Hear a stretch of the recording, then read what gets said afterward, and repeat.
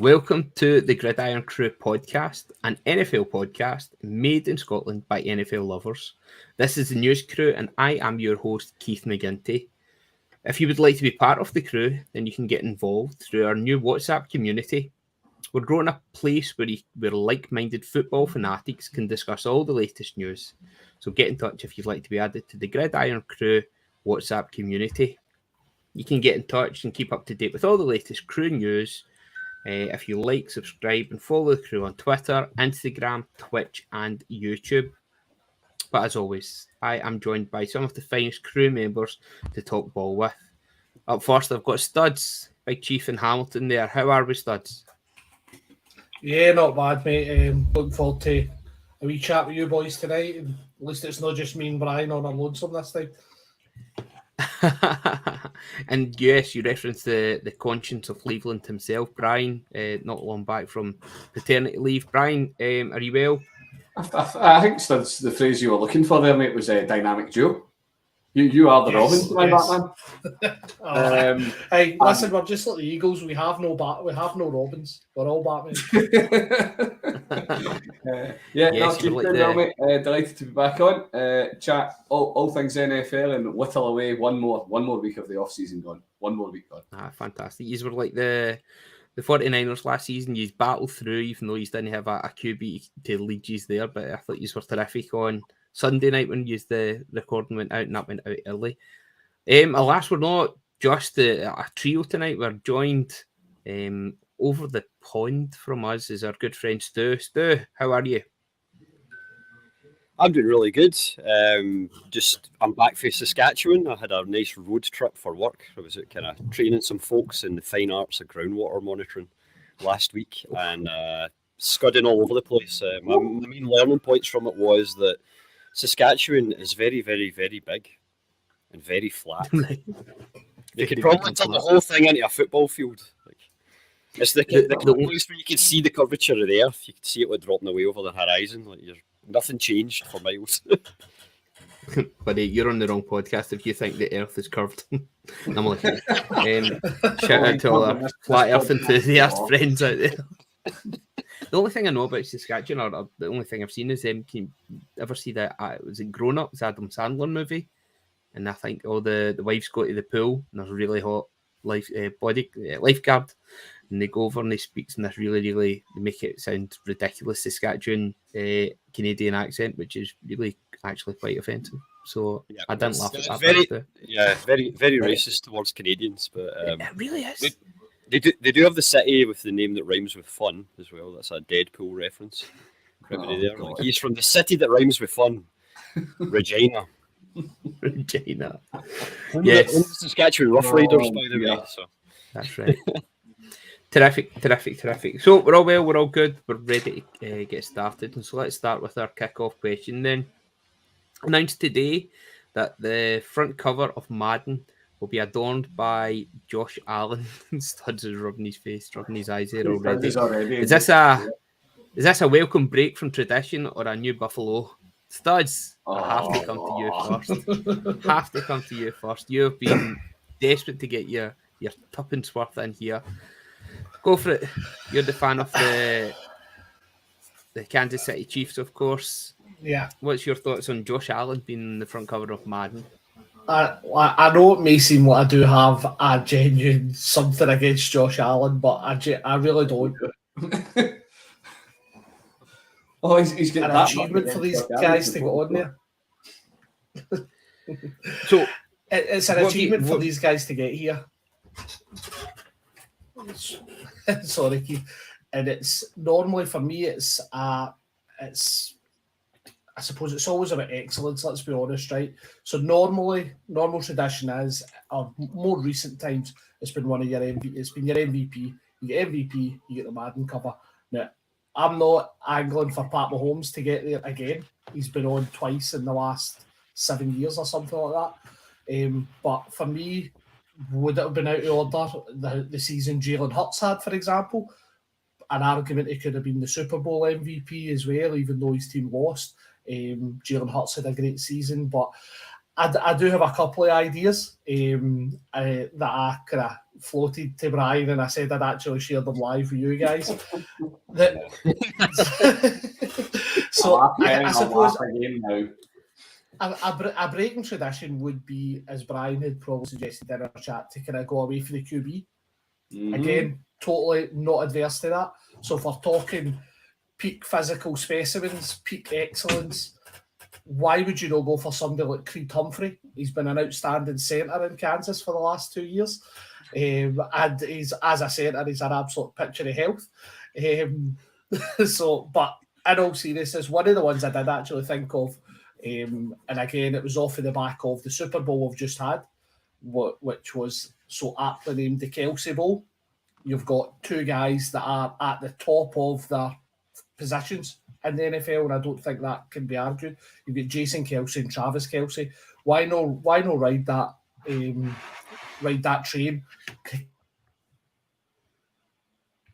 That's a good point. Have the Kelsey brothers. Not an excellent point. I know you've been desperate to get the tour in there.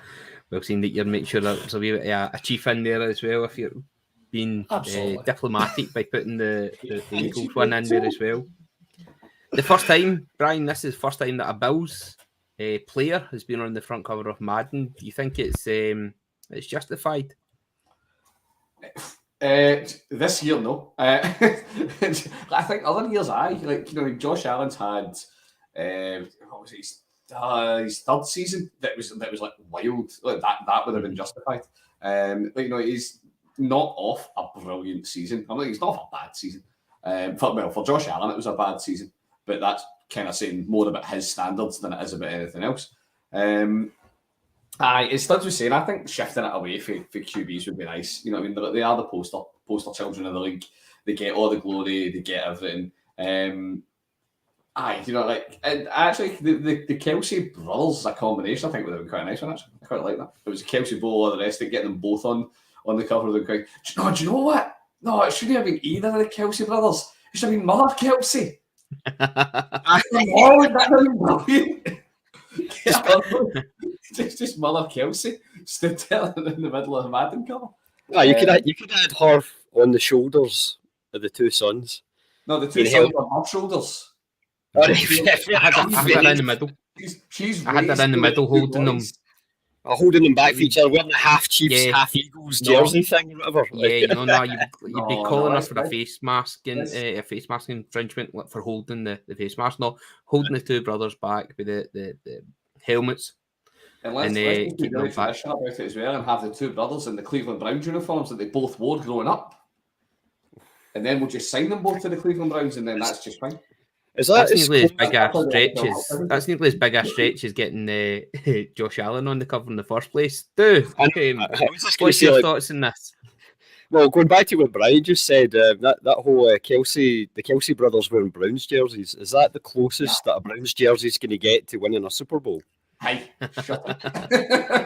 Being in a Super Bowl. Get to appearing in a Super Bowl. So, who do we think then, if it wasn't, Stu, I'll come to you first then. Yep. If it shouldn't have been Josh Allen, who would you have rather seen in the front cover of Madden? I mean, my homer option is to say Joe Burrow, because obviously he's made the Super Bowl and an AFC Championship game, in the last couple of years. Well, he made the AFC Championship last year. That's what I'm saying. So, and he beat Josh Allen in the playoffs as well, so you've got that. But let's be honest, the reason they've picked Josh Allen, it's all about who is buying the game. It's mainly the Waynes. Obviously for us, it's great. For us, kind of mid-30s guys. The two Kelsey brothers. We love the idea of that, but do you think your kind of 12, 13, 14-year-olds are go out and playing Madden? They don't want that, which is one of the reasons Mahomes, he's been on it a couple of times, and that's deserved. But I can see the logic in going with Josh Allen. In terms of who I would have picked though for this year, I don't know. Maybe it's a guy from a team that I don't even like, Jason Tucker. Because the guy's an absolute every single year, just Mr. Automatic, kicking field goals left, right, and centre, booming them for over 50 yards. What more could you want? Peak athlete, legend. Can we all appreciate that Stu managed to work a kicker into I was going to say, there's a reason you're not in sales. But again, if I saw Madden with a kicker on the cover, I'd be like, oh, I need to buy that right now. The face of the franchise there, Ray. We'll get a kicker on the front cover. Jesus. One copy. What about a wild card choice? Who would be your wild card choice for a front cover? Oh, I was thinking Jackson Mahomes for a wild card. I think that one might have been pulled at the last minute though. What about Jackson DeVille? Oh, there we go. The mascots cover. Mascots of Madden. It's like putting the Partick Thistle mascot in the cover of the championship game, like putting him on the front of FIFA or something if they ever make it to the SPL. Be Kingsley. That'd be terrific. Love it. That actually leads us on quite nicely to our news segment of the show. You mentioned Jackson DeVille there. Today it was announced that the Jacksonville Jaguars have plans for a new stadium in downtown Jacksonville. I don't know if you guys had a chance to see the video clip. I had a wee watch for it earlier on. It looks mightily impressive. They are looking to build it near the waterfront. It's going to be a state-of-the-art viewing experience. It's going to be shaded, reducing 70% of the heat and the rays from the sun to make it a much more enjoyable experience in the stadium for fans to watch. This looks pretty impressive. It showed you a wee fly up going into the stadium, and it's got some tropical like trees and woodland in the way in. There's plenty of water flowing everywhere. Oh, it's like something out of Demolition Man. You're just waiting in the guys jump up at the sewers and spray paint the place before getting done in. How to use the seashells. Find one credit. Yeah. So it looks mightily impressive. The reason I brought this up first of all as well because the Bills have broke ground. I think it was yesterday, maybe a couple of days ago, on their $1.5 billion new stadium that they're going to be doing. So a lot of rejuvenation within the NFL just now. It's easy to see why the game is massive and it's getting even bigger worldwide. But one thing I thought was quite interesting, that if the Jags are committing to Jacksonville, then it kind of kicks into the stand. Any talk of Jacksonville moving to London. Yeah. How do you think that might affect any plans for a London franchise? Stu, I'll come to you first for this one.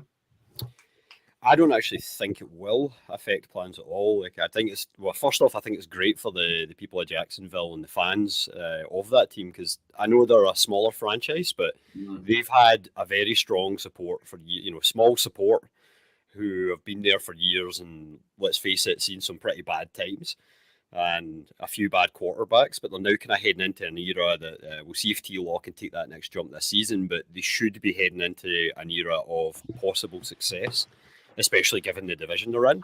And it's nice to see that they're committing to building a brand new stadium that's going to be great for fans of any team that are going down to watch games.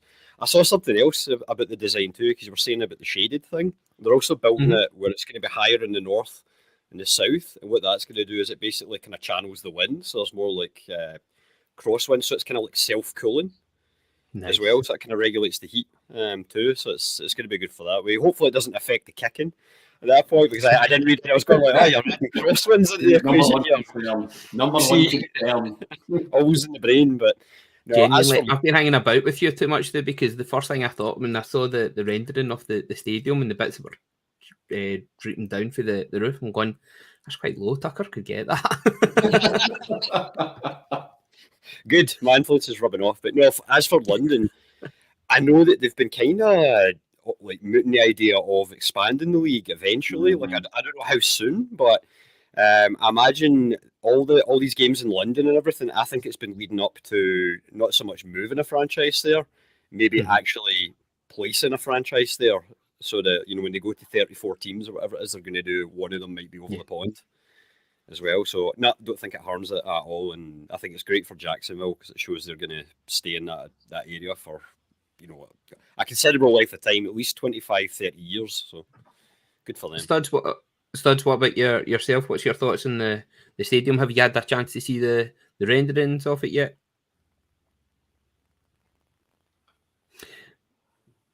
Helps if you unmute yourself, pal. I think you're on mute. Technological wizard. There you are. Oh no, is his mic turned itself off? That's probably what's happening. That's right. That's what. Listen, Brian, he was just going to talk absolute guff and probably turn it back to the He Chiefs was anyway. probably going to tell us how they should feel or something. What's your thoughts on this, Brian? You know, I like it. Same as the was kind of saying, it is nice. You know, I like to see a small franchise getting a bit of love. You know, I mean, you would. As I say, one of these things we see it kind of like in soccer, football all the time, where you know wee teams kind of get pilloried a bit and they get battered about. So it's nice to see an organisation committing to a smaller fan base and really showing them a bit of appreciation. I kind of hope they do. But with the stadium, I've looked at the round, but you obviously don't know in this. I kind of hope they do what the Dolphins did with their stadium, but like the away team's sideline is like in the constantly to like give them that kind of mini tactical advantage. I love absolute shenanigans like that. I will say as well, again, me and Stu agree far too often. I don't see a team being expanded out into London. I think they'll wait until they're ready to do like a full kind of an overseas division, like a full 4-team expansion. You know, you'll get say one in London, one in Germany, and then another two, not necessarily Europe. You know, I know one in Jeddah. That's the rumours have been. The rumours that are kind of right for you. And then you know, you ask yourself, would they? It's not quite the same overseas. You know, would they go Mexico? Or would they really go overseas and go Japan? There's a lot of rumour about that as well. And then just have that where those teams play each other as their home games, and then they can split the load a wee bit amongst the original teams in terms of away days, which would be something. It'd be really something else to get involved in. But no, new stadium's always nice. I wish the Browns would have a new stadium. Can we talk about the real victim in this stadium though? And it's Jackson DeVille. If they're going to be self-cooling, we have never seen that thong again. Oh no, we can't be honest. We always got to have that thong will be here forever. And there'll be nothing else. That thong's going into the Hall of Fame. So you must have been in the video. You'll hate it. They had Jacksonville 24, Cincinnati 14. So that was on the sideline. Not how they always like to get the redigs in. That was quite good. Yeah. The only thing I hate hearing about whenever these teams get new stadiums is how they finance it, and it seems to be through the public funding. That's the only downside to this, where that money for 1.5 billion for the Bills, you'll probably find it'll be something similar for the Jacksonville one. It's going to be the people of the local area that are going to be funding it, not the billionaire owners who keep getting rich year on year on year, which is a bit of a shame, but still looks really, really interesting. They're going to be looking to hold concerts there. They're going to be looking to hold wrestling, WWE there, football there as well. So it looks really, really impressive, and hopefully one day we'll be able to get the crew over to go and see some of these fantastic stadiums. They'll be hoping for a Super Bowl as well if they're building a new stadium. Yeah, absolutely. Other news from this week then. Let's see. So we talked about the Jacksonville and the Bills breaking ground in their new stadium as well. I like that the Bills didn't go for a roof on their stadium. They're not breaking from tradition there. That's it. Absolutely. Snow games all the way. That's what we look forward to.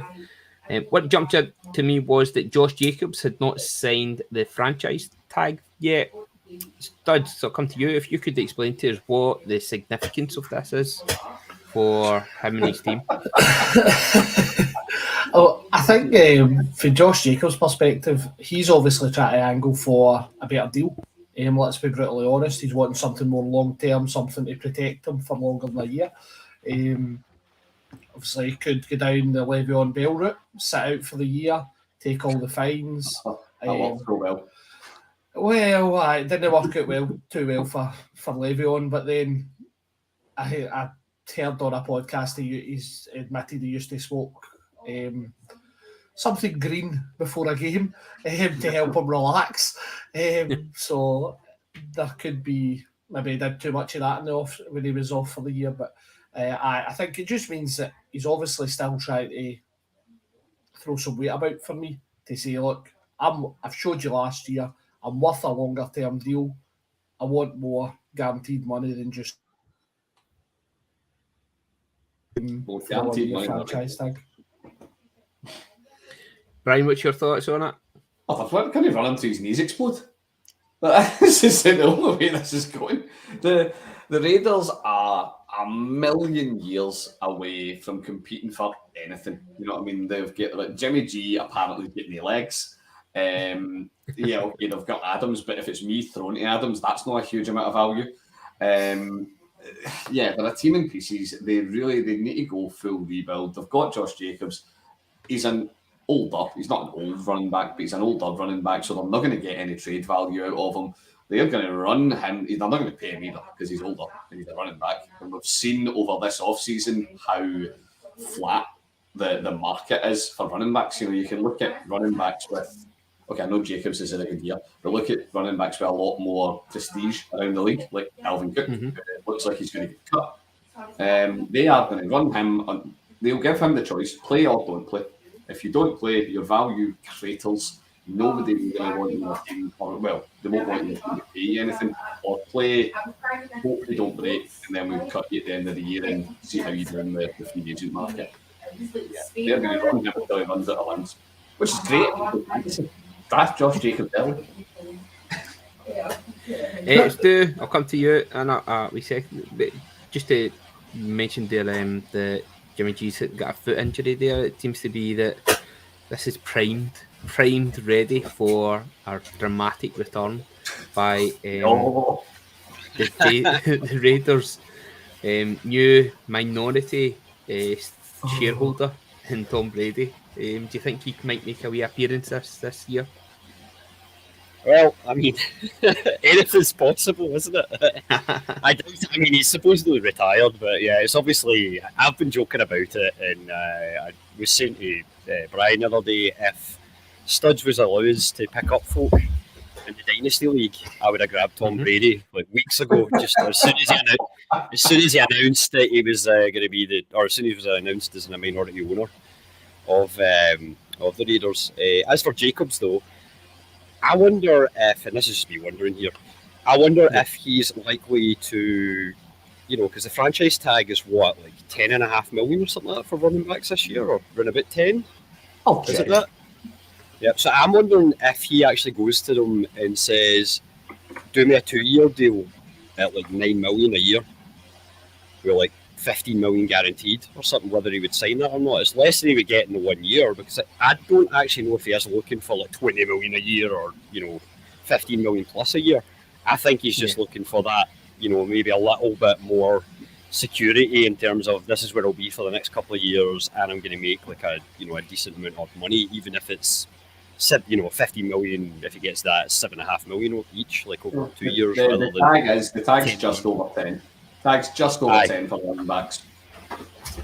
So, if you're him and you offer, you go like, sign me for 2 years, 9 million a year, 15 million guaranteed. That's still kind of a good deal for the Raiders as well. So I wonder if that's what's in play and that's why it's taking so long to get this done. Interesting idea. I agree with you there. I think that is something that they'll certainly be looking at.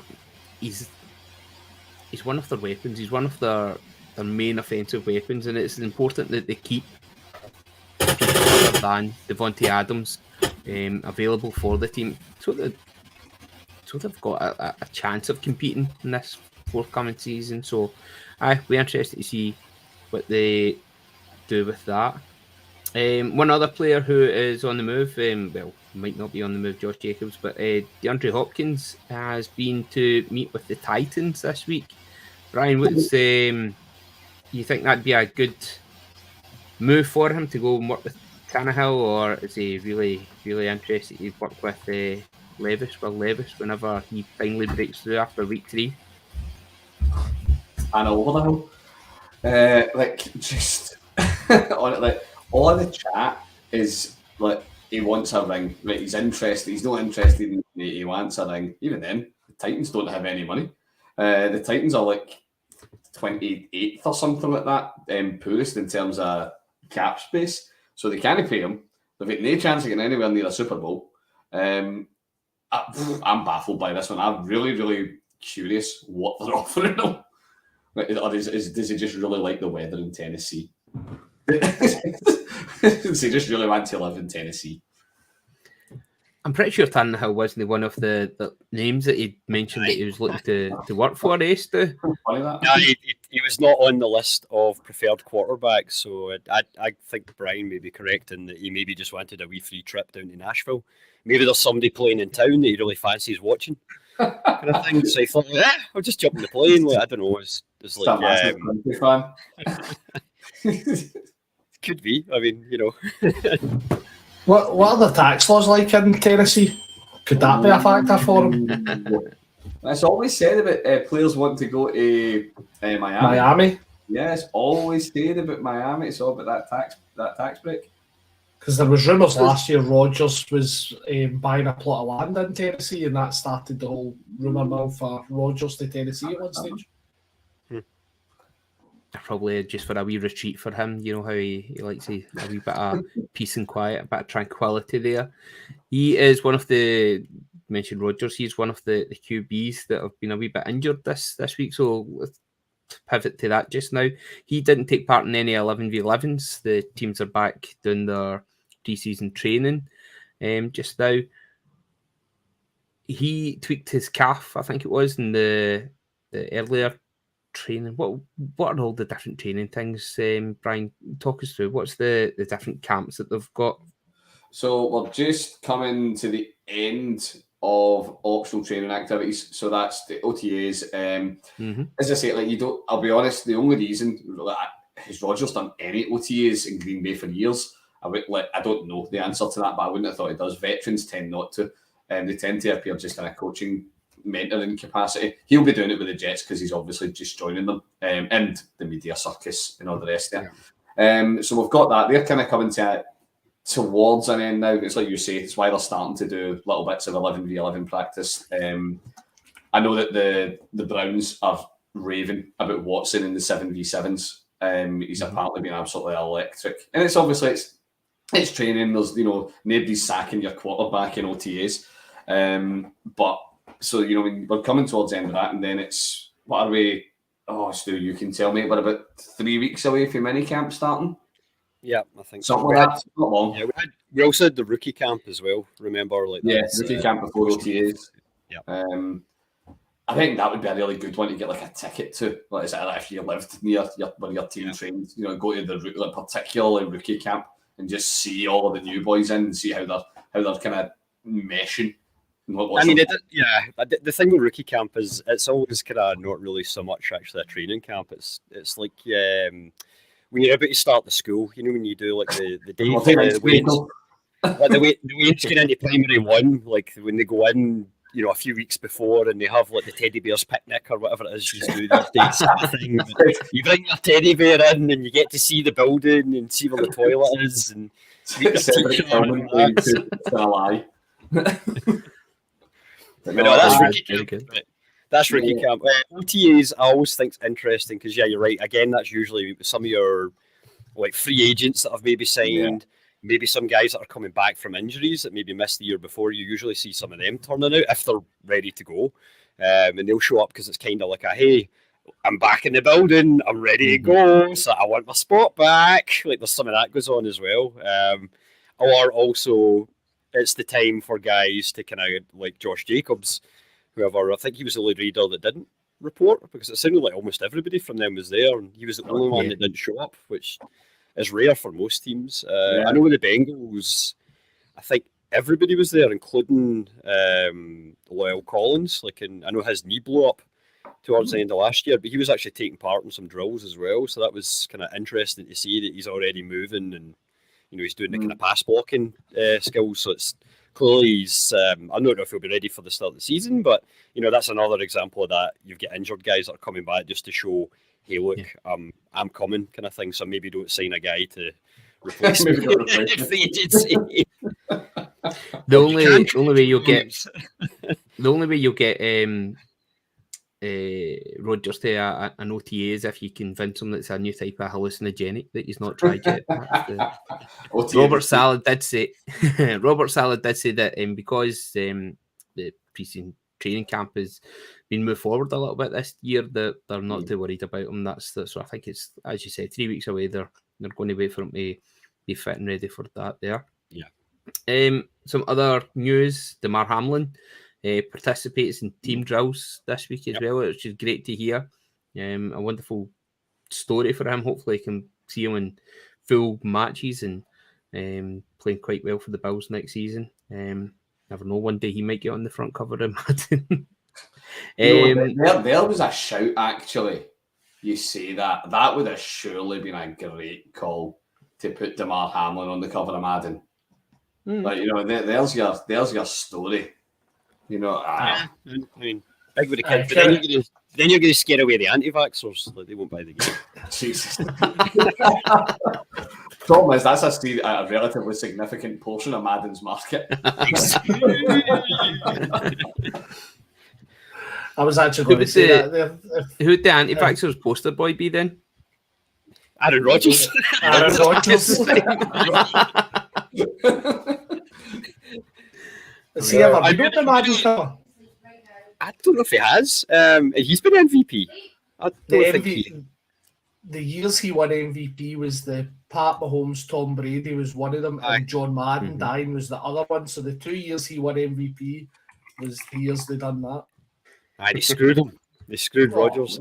Who was I going to say? Lamar Jackson. He could also maybe be a poster boy because he's not so much that he was as vocal anti-vaccination.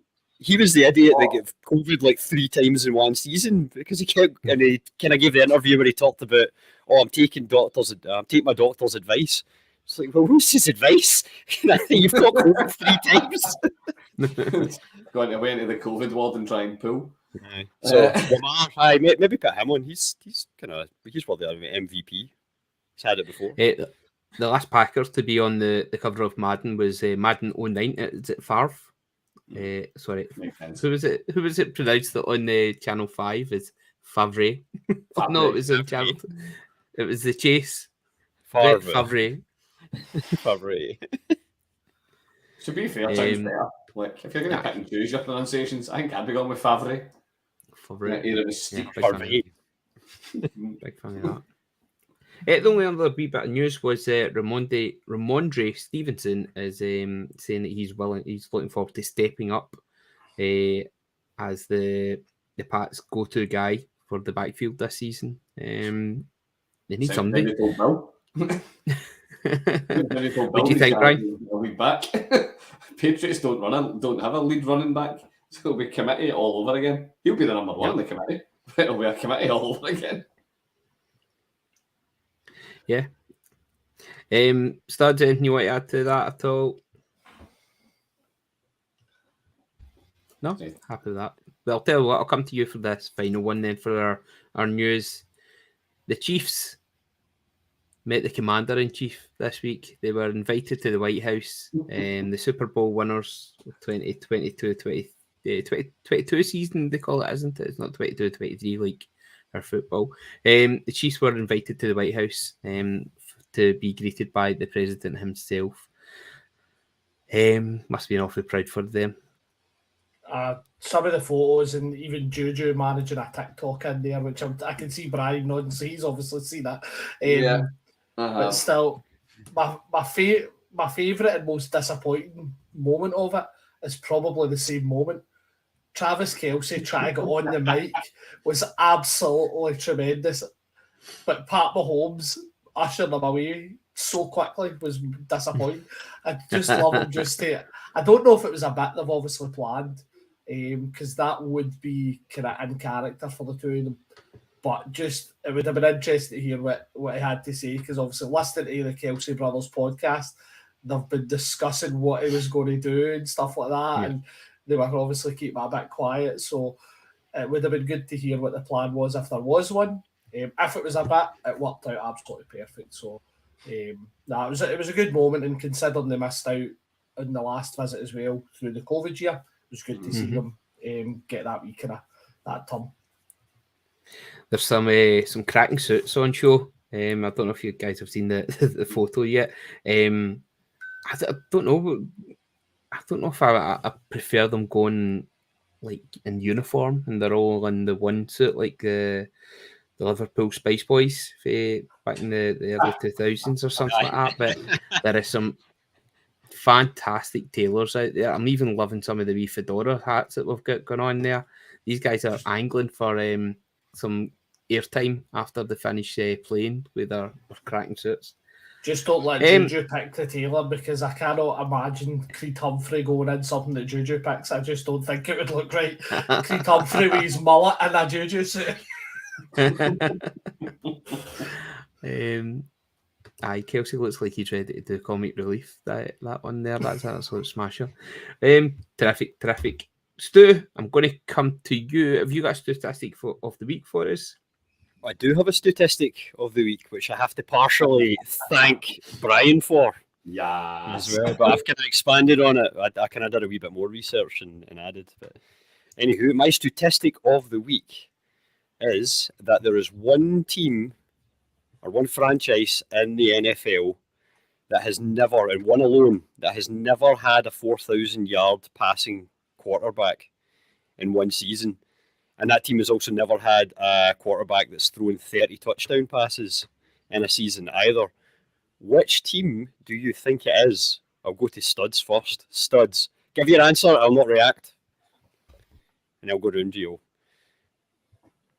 And speaking about them a lot with their new stadium and their mascot, like bottles for a number of years, and I cannot see bottles thrown for that many yards. Okay, he's going Jacksonville. Keith? I'll go with the...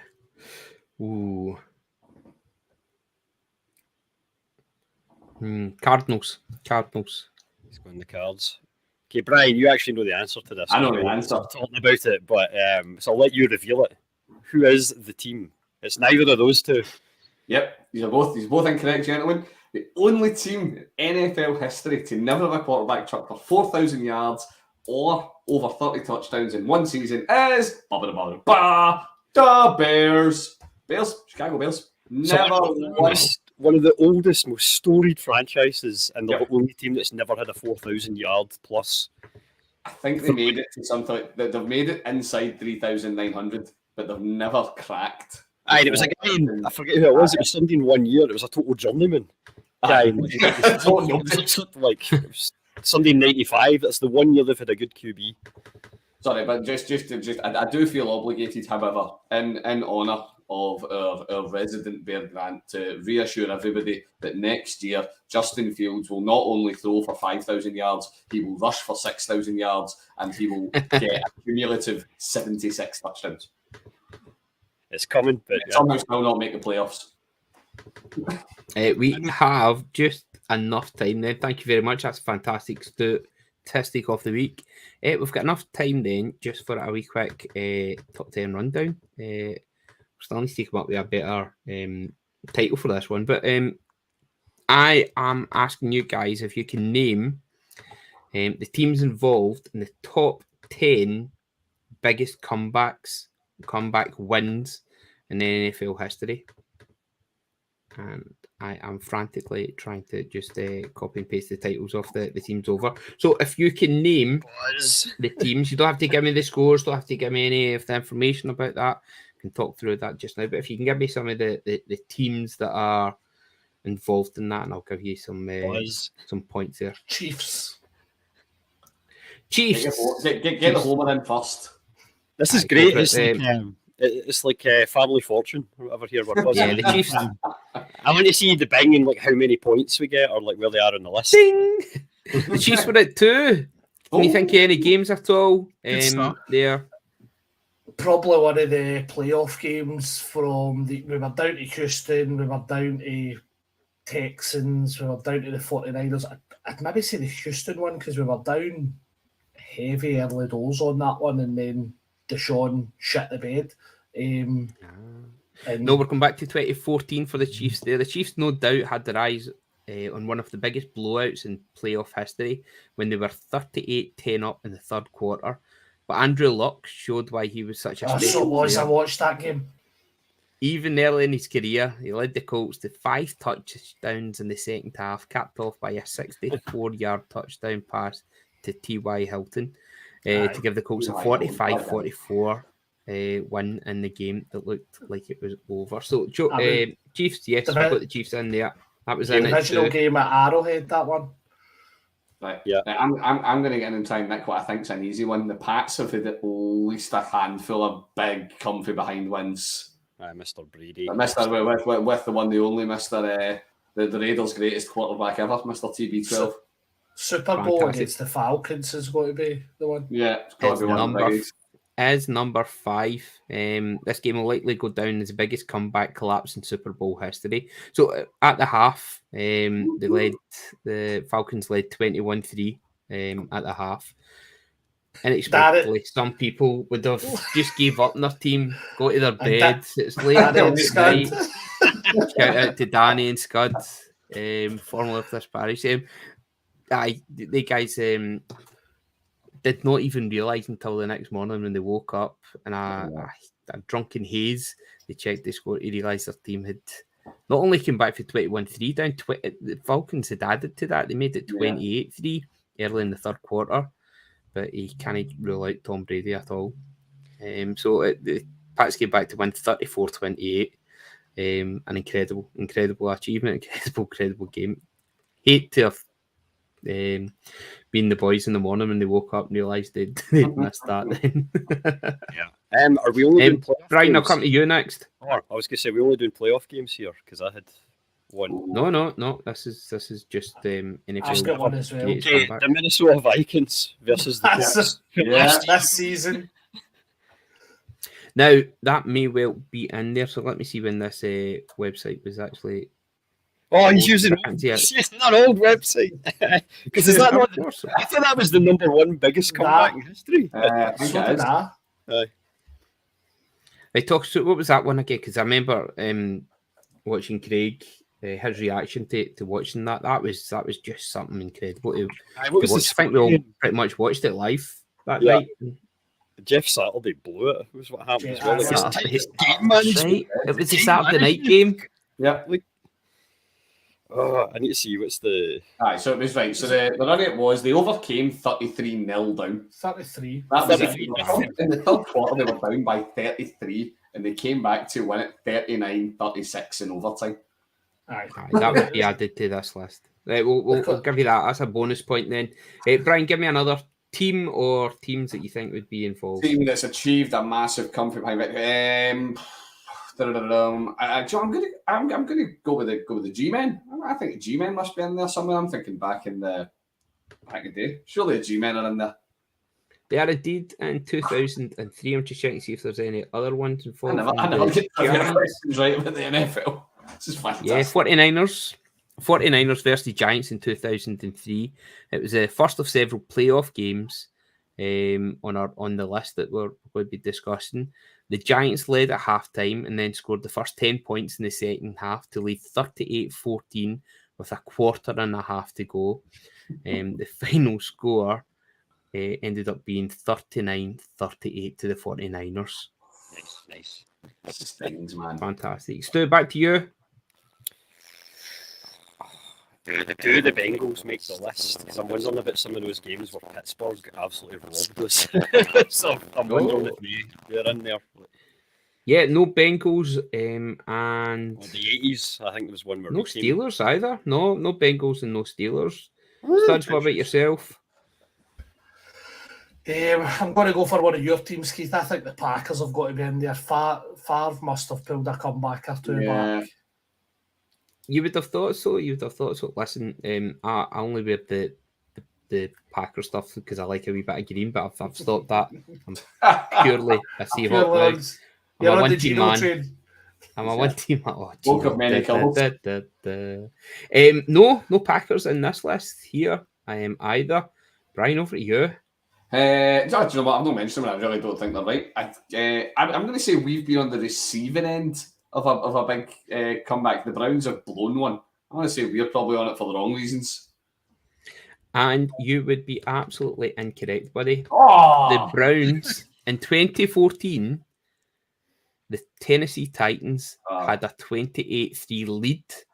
Oh, 28-3. Before Hoyer threw 2 touchdown passes to Travis Benjamin in the fourth quarter to give the Browns a 29-28 win. Yeah. Nice. What about the Johnny Unitas era New York Jets? Sorry, not New York Jets. Cowboys. Sorry, I was thinking Joe Broadway Joe or whatever. Yeah, Cowboys are number 8 in the list. They appear against the Lions. Tony Romo looked sharp for most of this game, helping the Cowboys get to a 27-3 lead. But soon after Romo's touchdown pass to Jason Witten to give Dallas the lead, he threw 2 pick sixes in the third quarter to give the Lions life. They did extend their lead to 30-17 going into the fourth quarter, but the Lions came back to win it 34-30 in the end. So that was good. That's the Lions versus the Cowboys. I'll quickly run through the rest of the list then. So at number 10, we had the Broncos versus the Chargers in 2012. Chargers had a 24-0 lead at halftime. Peyton Manning's first season with the Broncos. He was settling into his newest team. He'd thrown 3 touchdown passes in the second half, with the Denver defense chipping in 2 touchdowns as well, including a pick 6. Just on the Chargers side, I think another one for this year might worth looking at is maybe the Jags come back against the Chargers, because that was going to be my next one. It was the Jags. So I think they were 28 down. Yeah, I don't think this website's been updated, and I should have checked that before now. But if we're going back to 1987 for the next one, it was the Cardinals versus the Buccaneers. 1987. The Bucs weren't very good until the late 90s, it says. And even though Tampa led 28-3 heading into the fourth quarter. 28-3 again. 28-3. That's like 2-0 in football, isn't it? That's a 3-0 in hockey. It's the same thing. They always call that the most dangerous score, like if you're 3-0 up. Yeah. So the Cards scored 4 straight touchdowns in the final quarter to beat the Bucs. That was at number 6. Number 4, the Buffalo Bills. Can't believe nobody mentioned the Bills. The Colts made a couple of appearances as well. Bills versus the Colts. The Bills trailed the Colts 26-0 in the second quarter. They had plenty to do going into it and ended up turning around a 26-point deficit to win 37-35 in the end. 49ers versus the Saints is in at number 3 from 1980. The era of Joe Montana, of course. The Saints were leading 35-7 at halftime, and Montana began to come back with rushing touchdown and a 71-yard touchdown pass to Dwight Clark. The 49ers ended up scoring 31 unanswered points to win 38-35. That's an absolute sick. You must be on defense by the end of that. Collapsing that. They're on the field like the whole time. That's what happened to the Colts as well last year. Same with the Falcons. It was the offensive time for the Patriots that just wore them down in that Super Bowl. And you saw the defense like getting more tired, and then they were slipping, making more mistakes, and then as soon as you're done, and that's it. The number 1 on the list was from 1993, and that was the Buffalo Bills versus the Houston Oilers, wasn't it? Yeah, that'd be Warren Moon. Or was it still Warren Moon then? Well, the Oilers. At the time, the Bills had lost the last 2 Super Bowls and had to settle for second place in the AFC East in 1992, forcing them to play the wild card game. They'd also lost their starting quarterback and trailed 35-3 in the third quarter, but Frank Reich threw 4 touchdown passes in the second half, 3 of which went to Andre Reed, and the Bills took the lead in the fourth quarter, only for the Oilers to tie the game but Buffalo won the game in overtime 41-38 and went back to the Super Bowl. What a game that would be. How did they do in the Super Bowl? I wonder. Yeah. Guys, fantastic. Hopefully we'll be able to keep these top 10s going. See if we can check more reliable websites in the future. We're doing it with this top 10 as compiled in 2017. Like, we're just 17 years behind. Stu, thanks very much for joining us this time, buddy. Well, thanks a lot for having me. It was great fun as always. Good chatting to you boys. Yeah, it's really is good fun talking about ball with you guys. Brian, it's great to see you again, my friend. Thank you very much, Keith. Always a pleasure to be on. Always nice to have a full room. So yeah, get to chat about. I got a trivia question right. Can we note this down somewhere? I got a trivia question right. Get your wee trophy. And Studs, thanks very much, buddy. No worries, man. Good to chat to you boys again. That was great as always. If you've enjoyed listening to the crew, you can follow us on Twitter at Irn-Cru, on Instagram, grid_iron_crew. We're on Twitch, YouTube as well. Make sure to give us a follow and a like and hit that subscribe button as well if you would. Get in touch. We'd love to hear from you. Any questions for the crew, we'll read them out and see what they think next week. As I said, we'll be back next week and we will be, I promise, at some point during the summer holidays, we will be starting our feature podcasts and they'll be popping up through your feed. If you'd like to join the Irn-Cru WhatsApp community, then get in touch, send us a DM or a message, and we'll be able to get you added to that. So that leaves me to say we're down to about 90 odd days to go to the start of a new season. It's a long way to go, but the crew will see you through. Thanks for listening.